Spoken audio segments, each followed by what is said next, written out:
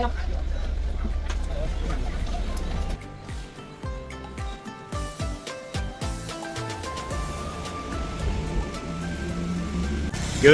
morning! Welcome to Sapa, day 1 ng aming Sapa tour. Ang lamig, so para kang nasa Sagada. Yan. Parang gano'n yung vibe. Sige, pasyal tayo. After walking for 5 minutes, narating natin tong White Cloud Coffee Shop na napakaganda ng view. O, di ba magandang pangsimula ng adventure natin sa Sapa? I-try ninyo yung kanilang egg coffee. Nako, napakasarap. At syempre, kung paparesan mo ito ng banh mi.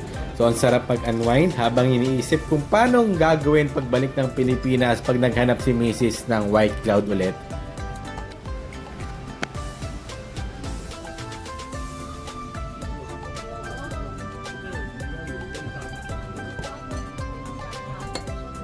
After ng masarap na breakfast, punta tayo sa Sapa Station kasi doon tayo sasakay ng monorail papunta sa Muang Muang.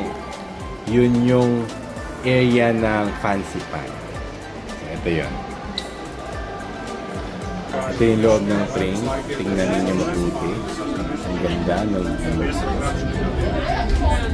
Oh, diba? May pailaw pa si Mayor.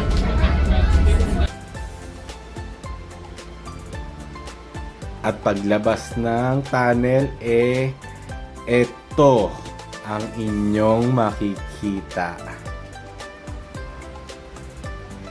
Is it amazing?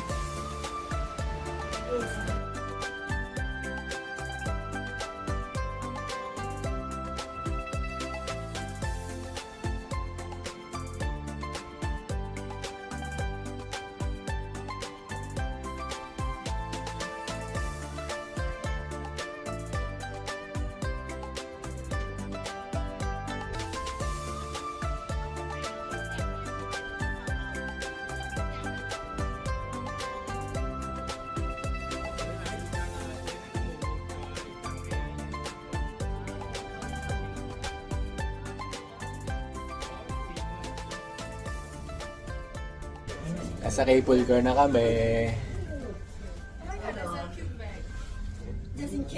Ciao.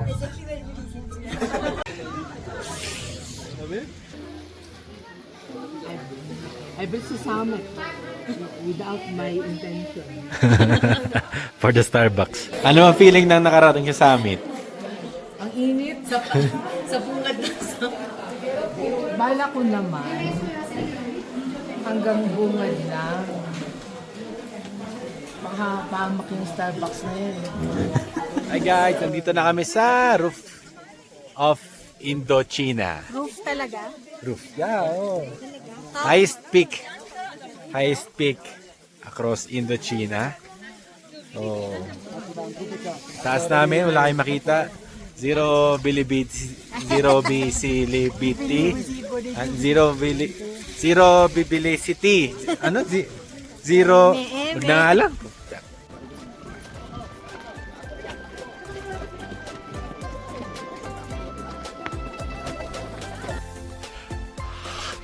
Ang lamig dito.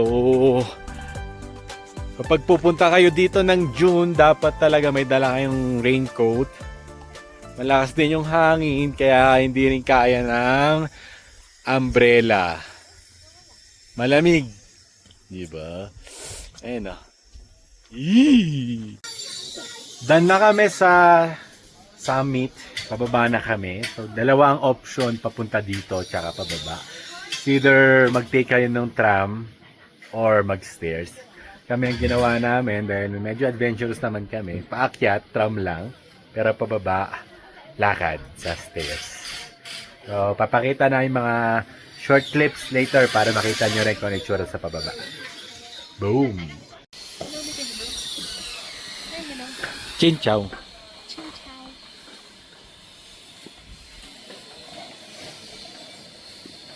Wala tayong makita. Hindi naman ganun kahirap yung mga stairs. Tsaka dahil malamig din, kaya na-enjoy namin. Kayo, kung adventurous kayo, sulit din. Kasi syempre makakatipid din kayo ng 400 pesos. Tsaka ang dami rin namin nadaan ng mga statue. And ongoing construction ng mga tram. Parang mangyayari para magkakaroon ng mga connecting lines. Siguro para madaanan pa ibang mga Buddha statues. Piling ko lang. Okay.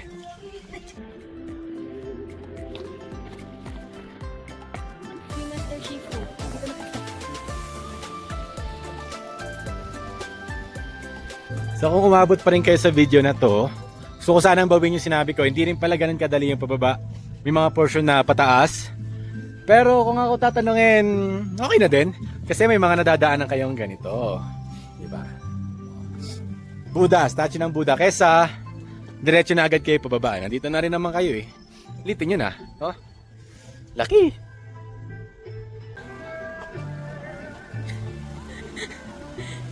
Kaya niya pababa. Hindi pa tapos.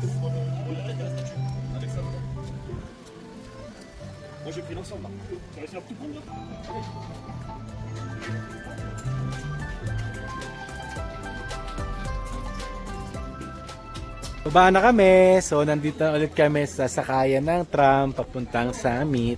Napot kami ng mga 15 minutes pababa. Pero madadaanan na rin yung Buddha. So, kung gusto niyo puntahan yung Big Buddha, hindi ko lang alam kung anong name. Magandang pababa. Kunin nyo ng pababa. Yes, kasi sobrang taas nung papunta sa Buddha kung magkakalig kayo dito sa sakayan ng tram.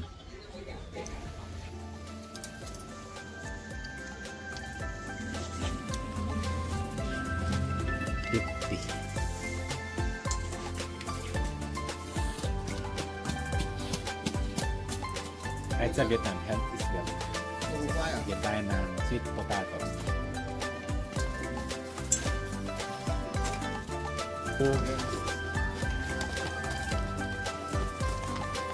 Sweet potato.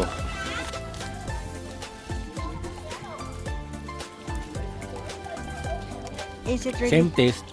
sweet? Sweet. O yan yung Starbucks. Highest Starbucks in the world. So medyo nahirapan hanapin ito. Pag akyat ninyo, kakanan lang agad kayo. Huwag na kayong pumunta ng Summit. Ayun. In Asia lang. In Asia. Starbucks. The highest Starbucks in Asia. Yung pinakahanap-hanap na Starbucks. Kamote. Let's eat kamote. The highest Starbucks.